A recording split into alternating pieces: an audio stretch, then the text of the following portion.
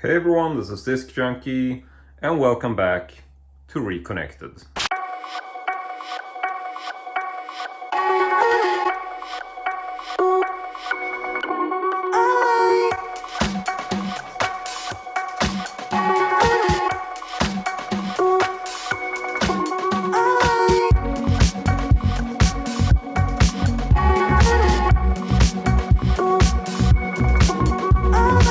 Essentially a series where I talk about vintage technology, and it can be anything from old projectors to televisions to, in this case, actually a lamp. So why am I bringing up a lamp? It feels like a fairly sort of uninteresting thing to talk about when it comes to vintage technology, but this is one of those odd design examples which I absolutely love. And this is a desktop lamp known as the Stella, as far as I've been able to gather. I don't really have a product number for it, but it was manufactured by a Swedish company known as Fagerhults. And this dates back to the 60s or the 70s. I think they made these for quite a long time, and I really don't know when this particular product was manufactured. It could have been, in the 60s or 70s. I really don't know. So if anybody has complete details for this, feel free to let me know. But what's cool about this, which, upon first glance, you might not think that this is actually a desktop lamp, but this is what it looks like. It has a sort of typical cord, nothing too special. This is also the standard for Europe or Sweden, so it's not a weird connector. And you have the top, pretty simple. You can also check the bottom. There is actually a label for this, which is a bit reflective, so not really sure how easy it's going to be to read off of, but it really doesn't have too much info on it. It essentially just says Fagerhult Sweden. There is a serial number, actually, I realize now, but I don't think it's, I don't know if this is correct. It says 600K 62520. It's quite hard to make out there, but yes, I don't know if that's a correct serial number for it, but here you can see it is a 15 watts, 220 volts, 2.5 A's, and then you have a bunch of numbers there. So not really interesting on the bottom. And so now you might be wondering, like, what the hell, isn't this supposed to be a desktop lamp? Yes, it is, and that is the cool thing about this, because this actually flips open like so. So you can sort of see the general design. It's a very sort of retro space age type style to it. It's very movable. You can essentially turn it in all kinds of directions. You can turn it all around if you want to. So yeah, it's a very sort of shapeable lamp. But we're not really done yet, because this is also a telescopic lamp. So this essentially has what pretty much is a car antenna or radio antenna. That is essentially the build of this. That is the base. So this pulls out for quite a bit. But this is the maximum extension. So you can see it's pretty much, I would say, maybe between 30 and 40 centimeters in length or in height. But yeah, it's quite movable. It really does tend to stay wherever you position it. I guess maybe when they're old, they may start to sag a bit. That, I do think that it's quite a good build. It seems like the sort of base here has a very sort of good traction to it. Like, it doesn't really, even if I shake it, it's not like, okay, it does fall down a little bit, but you really can have it on the table. It doesn't fall by itself. And like, even if I position it, you can pretty much make it go to any sort of angle you want, and it does stay there. Even if you're really low, it doesn't really fall down. So that's really nice. And we are actually going to plug this in just briefly. So just give me a moment to do that, like so.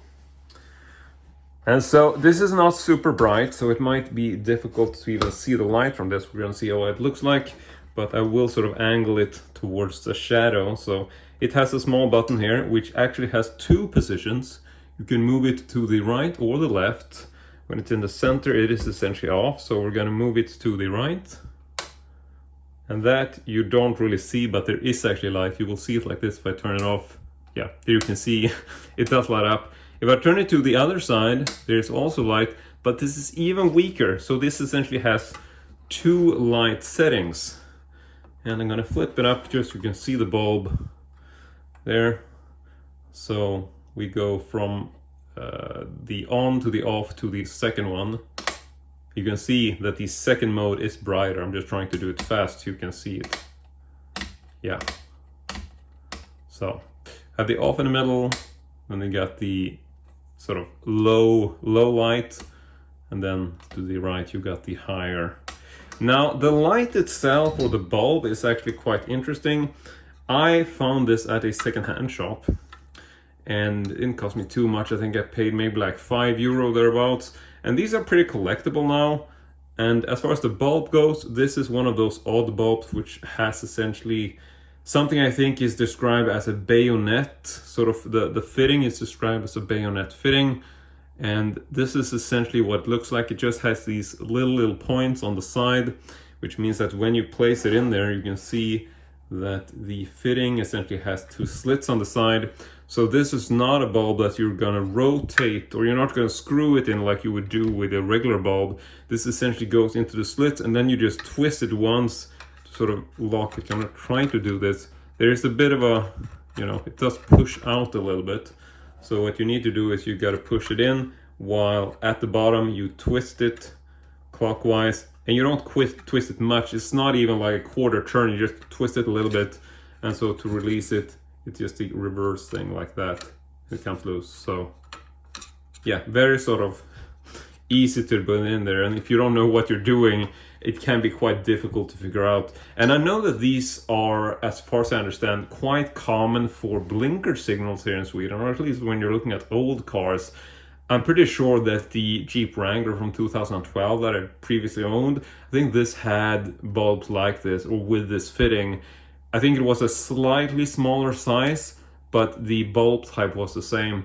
So if you have a bulb that you want to replace in the particular style of lamp, I would actually advise you to go to a auto mechanic, or like your typical auto shop, because they will definitely have this type of bulb, at least if you are in Sweden or in Europe. I think they are pretty common. You can see that there is also a lamp 12 volt sort of little sticker there. Not sure if you can make that out. Sort of hard to read or get the right angle here because the light is reflecting. But aside from that, there is like I think it's like a porcelain, no, it's actually metal. The white interior here is actually a metal base, and then the exterior black is plastic.